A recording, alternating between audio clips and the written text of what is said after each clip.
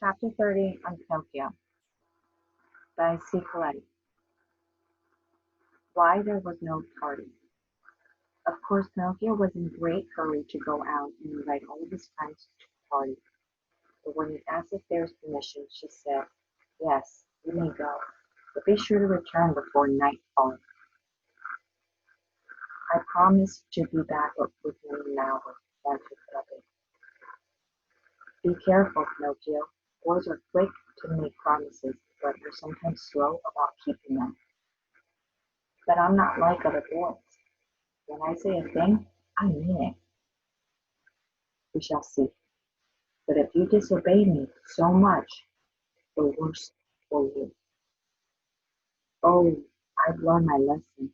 I'll be good this time, laughed Pinocchio as he went out.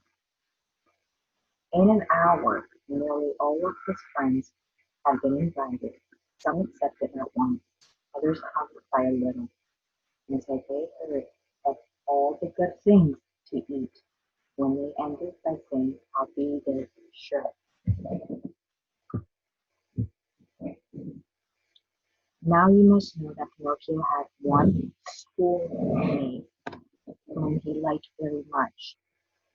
His name was Romeo, but the boys had nicknamed him Candlewick because he had a dry, thin, straight little body, just like the wick of a candle. He was the laziest and most mischievous boy in the whole school, but Pinocchio was a great admirer. He went quickly to his boy's house to invite him to their luncheon, but didn't find him. He went a second time, and no Candlewick. He went a third time, and but all in vain.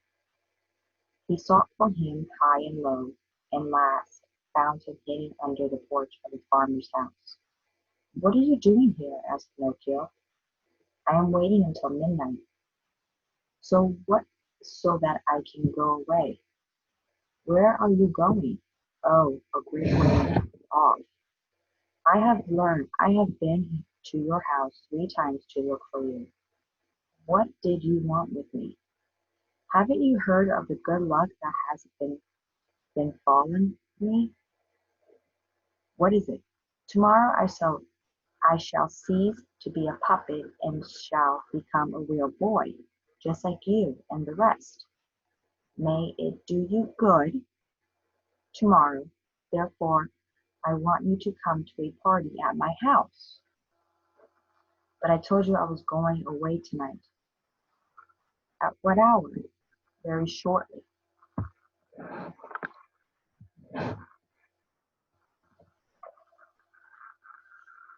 "Where are you going?" "I'm going to the most beautiful place in the world, a real paradise."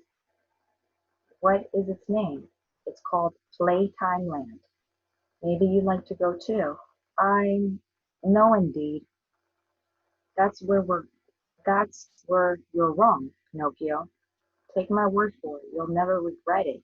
You'll never regret going. Where could you hope to find a better place for us boys? There are no schools, no teachers, no books. In that blessed land nobody ever studies. There is no school on Saturdays, and every week has 6 days and one Sunday in it. Just think of it. Vacation begins the first day of January and ends the last day of December. That's the country for me. That's the that's the way all countries should be. But how does one pass the time in Playtime Land? By playing and having a good time from morning till night. At night you go to bed, and the next morning you do the same thing all over again. How does that strike you?"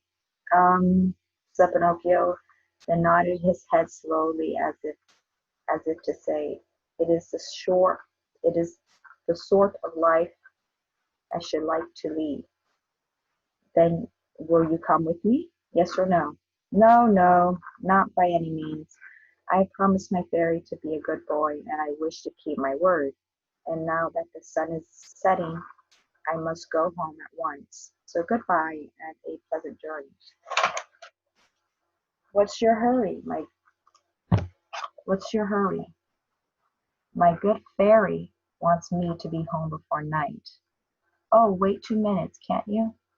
I shall be late. Just 2 minutes. And if the fairy scolds me, let her scold.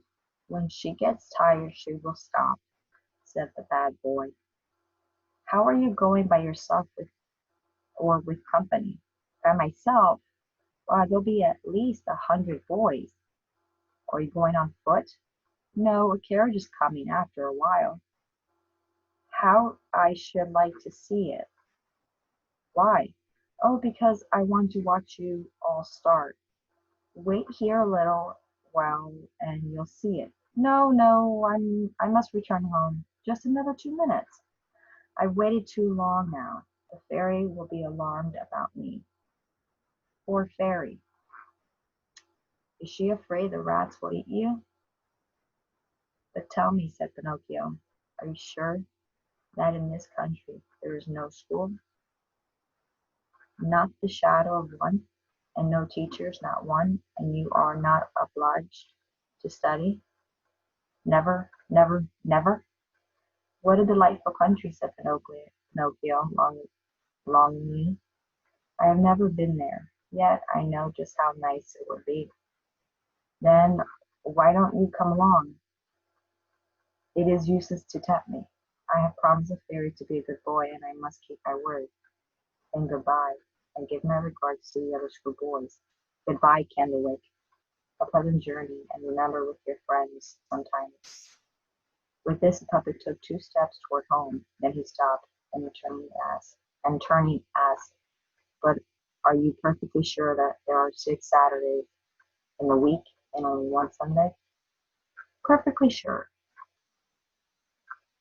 "And do you know for certain that vacation begins the first day of January and ends the last day of December?" "No doubt of it." "What a beautiful country," said Pinocchio slowly. Then turning resolutely away, he started off in a hurry, saying, "Goodbye, sure enough, this time, goodbye. Oh, how soon do you start? Right away." Whoosh, whoosh. "If I were sure you'd start in an hour, I'd wait," and the fairy. "Well, I'm late now anyway. An hour more or less will not matter." Poor Pinocchio, what if she should scold? Let her scold. When she gets tired, she will stop. Meanwhile, it became quite dark, and after a while they saw a little light moving far off down the road. They drew nearer and they heard the jingling of bells and the blowing of tiny trumpets. So far away they sounded like mosquitoes. "There they come!" exclaimed Candlewick, jumping up. "Who?" asked Pinocchio in a low voice. "It's the carriage with the others." "Now, are you going? Yes or no?" "But is it really true that boys are not obliged to study there?" "Never, never, never." "What a delightful country! What a beautiful country!"